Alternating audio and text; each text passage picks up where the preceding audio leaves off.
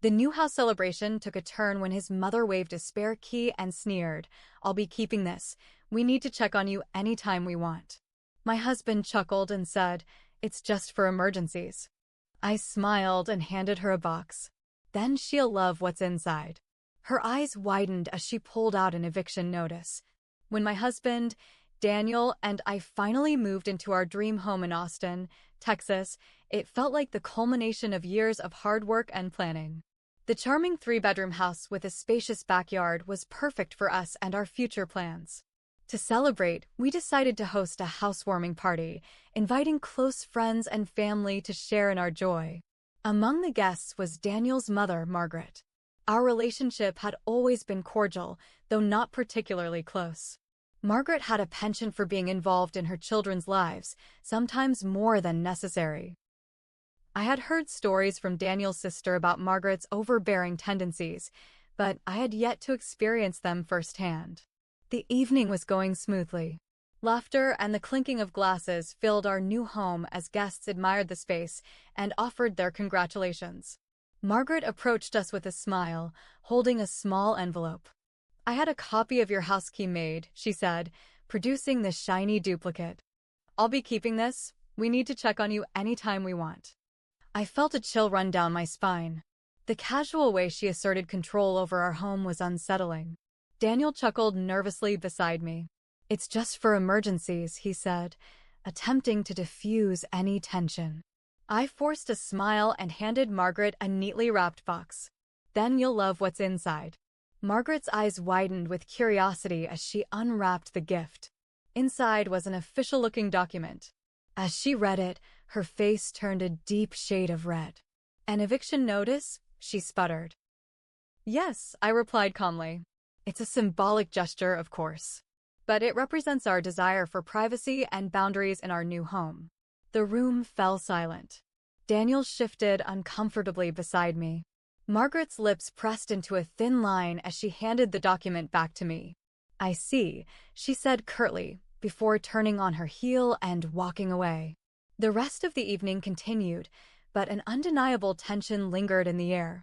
After the last guest departed, Daniel and I sat in the living room, the weight of the evening pressing down on us. "Did you have to do that?" Daniel asked, his voice laced with frustration. "She crossed a line, Daniel," I replied.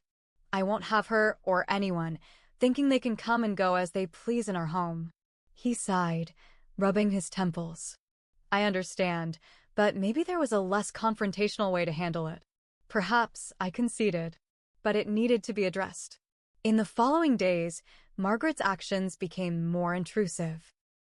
She would drop by unannounced, using the spare key to let herself in. On more than one occasion, I came home to find her reorganizing our kitchen or tidying up, as if asserting her presence and control. One afternoon, I arrived home earlier than usual to find Margaret in our bedroom, sorting through our laundry. The invasion of privacy was the final straw. "Margaret, this has to stop," I said firmly. She looked up, feigning innocence. "I was just helping out."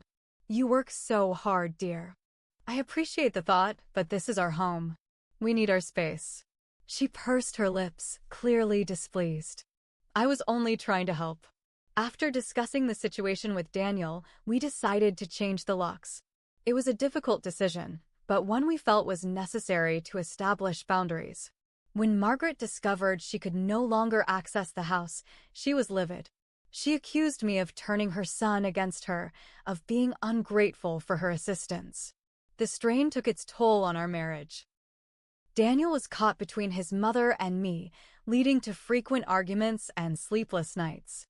Counseling helped us navigate the complexities of familial boundaries, but the damage was done.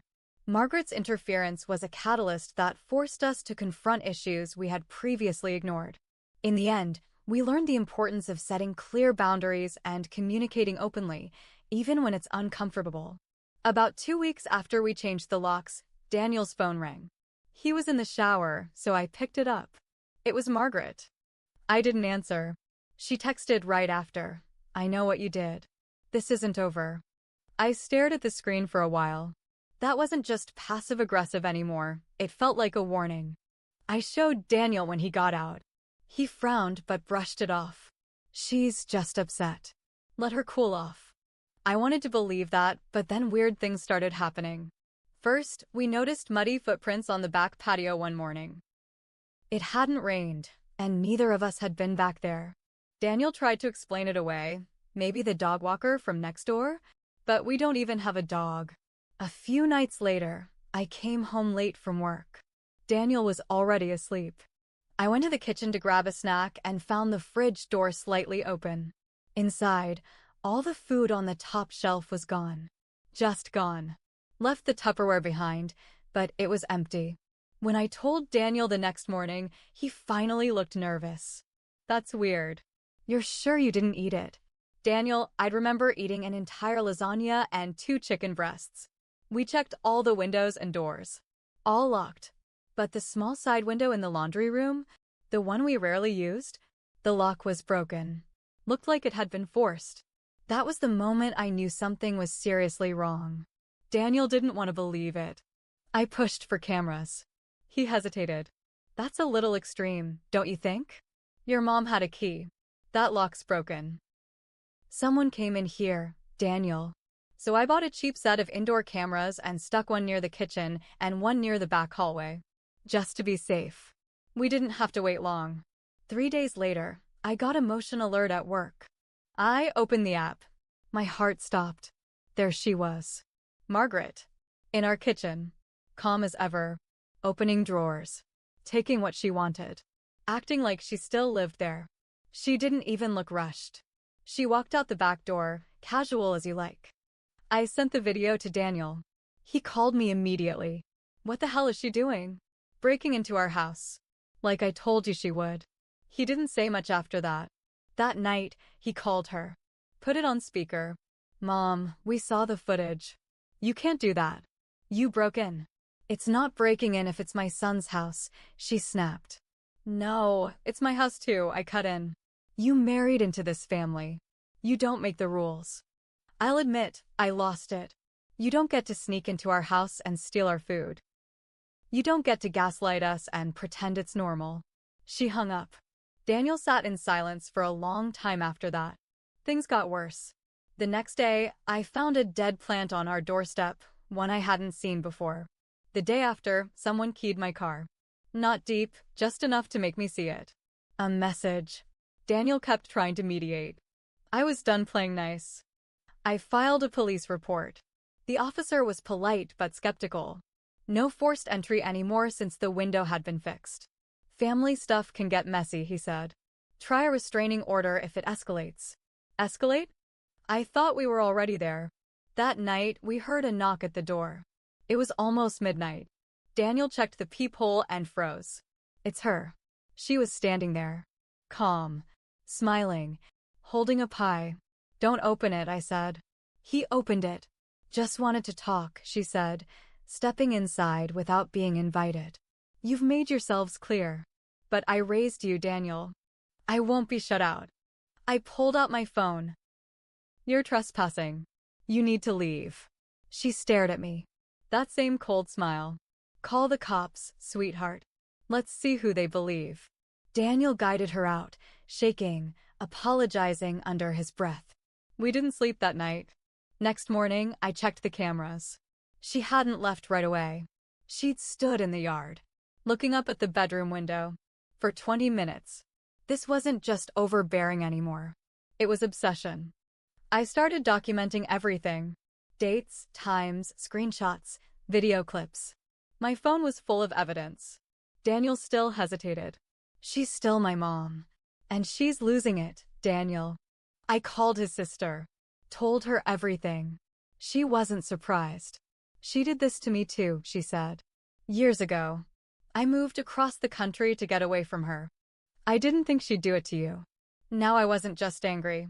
I felt betrayed. He knew how his mom could be. And he still laughed when she waved that key in my face. That was when I started planning the next move. I didn't want revenge. I wanted a clean break. And I knew just how to get it. So I had a plan. But before I could pull it off, Margaret threw another curveball. About a week after the pie incident, Daniel came home from work early. I was on the couch, organizing my binder of evidence. Every visit, every creepy moment caught on camera. He walked in, pale and holding a yellow envelope. This was taped to my windshield at work. I took it, expecting another threat. It wasn't. It was a letter from a lawyer. Margaret had filed for a conservatorship on Daniel, claiming he was mentally unstable and being coerced by me, his manipulative wife. I laughed at first. Then I realized it was real. Signed documents, notarized. It said she feared for Daniel's safety and believed he was being isolated from his true family. She's trying to take legal control of you? It won't go anywhere, he said, but I could see the fear on his face. The next day, we were served a court summons. She was serious. She was out for blood. I called Daniel's sister again. She said, that's her playbook. She tried this exact thing with our dad before they divorced. Claimed he wasn't mentally fit. Didn't work then either, but it cost him thousands. We lawyered up. Our attorney was a no-nonsense woman who took one look at the video footage and the legal documents and said, she's not going to win this. But she's going to make your life hell trying. And she did. Margaret showed up to court with a binder full of emails Daniel had sent her over the years. Most were mundane, check-ins, questions about family recipes. But she twisted every word. She said he was crying for help, that he was being controlled, that I had rewired his mind. She brought in her pastor as a witness. She cried on the stand. I thought the judge might actually fall for it until we played the footage. The break-ins. The pie visit. Her standing outside our window. Her expression didn't change. Not once. It was eerie. The case was dismissed. But that didn't stop her. Daniel finally admitted what I suspected. Margaret had been paying his credit card bills. Quietly. For years. He never questioned it. She made it seem like a gift. But now she was demanding reimbursement. She sent a spreadsheet. $17,260.42 itemized. I laughed again. I was getting good at that bitter, dry kind of laugh. Daniel told her no. She threatened to sue. The tension in our house was unbearable. We were always looking out the window, double-checking locks, watching the cameras. Then came the worst twist. One morning, I was getting ready for work and noticed a little red light blinking in the guest room. We never used that room. I walked in, looked around, and found a small camera. Hidden inside a fake air freshener. I nearly vomited. Daniel and I tore the room apart. We found two more. One in a fake smoke detector in the hallway, and another inside a vent near the laundry room. All small, all battery-powered. Hidden perfectly. We had no idea how long they'd been there. No idea what they'd recorded. I felt sick. That night, I sat across from Daniel and said the words I'd been holding back for months. Either we end this now, or I'm gone. He didn't argue. We called the cops. Again. This time, we had more than stories. We had physical evidence. Real cameras. Real footage. The officer didn't brush it off. He asked if we wanted to press charges. We said yes. That's when it hit me. She wasn't just trying to ruin my life. She wanted to own us. Control us. Or destroy us. And I wasn't going to let that happen. I wasn't scared anymore. I was furious. And I was ready to finish this. The cops took the cameras as evidence. They said they'd look into pressing charges, illegal surveillance, harassment, maybe even stalking. But we both knew how slow that process could be. Meanwhile, I couldn't sleep. I kept thinking about those cameras. How long had she been watching us? What had she seen? That kind of thing messes with your mind. Daniel tried to keep me calm, but I was already too far gone. I'd crossed the line from scared to angry weeks ago. Now, I wanted her to feel what we felt. I wanted her paranoid, shaken, alone. So I made a plan. I didn't tell Daniel everything. Not at first. I just said I was handling it. And I did. I dug into her past. I reached out to her old neighbor, one who had once whispered to me at a family barbecue, "Margaret's not as perfect as she wants people to think." He gave me gold. Turns out, Margaret was running a business under the table, a cash-only, personal chef side hustle that she never reported. She even bragged about it on a private Facebook group. I took screenshots, saved everything. I turned it all over to the IRS. Then I mailed her an anonymous letter, no return address. Hope those lasagnas were worth the audit. But that wasn't the worst part. I knew her weak spot. Her pride. Her obsession with appearances. So I took a copy of the court footage, the one where she was shown sneaking into our house, and I sent it to her church board with a note. This is who leads your women's Bible study. She was stripped of all church duties within days. That part one do regret. Not because she didn't deserve it, but because of what came after. Daniel got a call a week later. Margaret had checked herself into a psychiatric facility. Breakdown. Exhaustion. They said she had become paranoid, convinced someone was after her. She wasn't wrong. Daniel was quiet after that. Distant. Not angry, just hollow. I asked if he blamed me. He said no. But I knew the truth. We'd both let it get too far. She was toxic. But we fed the fire. I escalated when I should have walked away. He enabled her for years and ignored the warnings. And none of that went away just because she finally cracked. After she got out, she moved out of state. Didn't tell anyone where.